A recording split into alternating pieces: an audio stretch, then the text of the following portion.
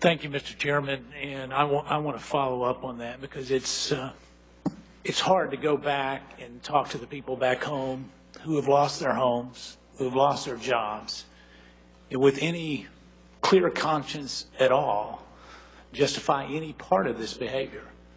And quite frankly, I find your apology today hollow. It's not enough. You know, an honorable man would do more than that. And I'm troubled by the lack of information that was provided to the Inspector General's office. You know, I look at this report, and they can't draw a conclusion because you can't provide them, Mr. Fink, with documentation. We don't even know what the total cost of this conference was. You know, it's been reported that it was 4.1, but I've done the math. It's more than 4.1. There's no way. So what was the cost, Mr. Fink? Do you know? The cost that I'm aware of, sir, is the 4.1. Well, I can do the number just based on what's in the IG's report, and I think they would concur with me. There is no way that that can be accurate.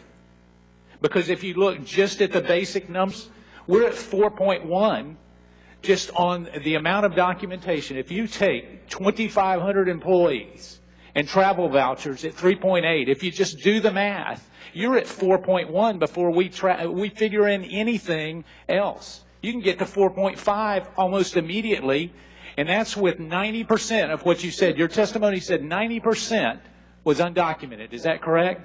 That you were only able to document 90% of the cost? Yes, sir, that is. Okay, so how do you know that if you don't know the total cost?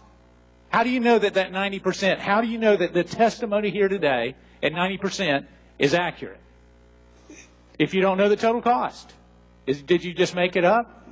No, the 90% is based upon, if I'm not mistaken, and I think the Inspector General. No, I'm asking you. It was your testimony. It's based upon what the overall cost shown in the report were, the 4.1 million.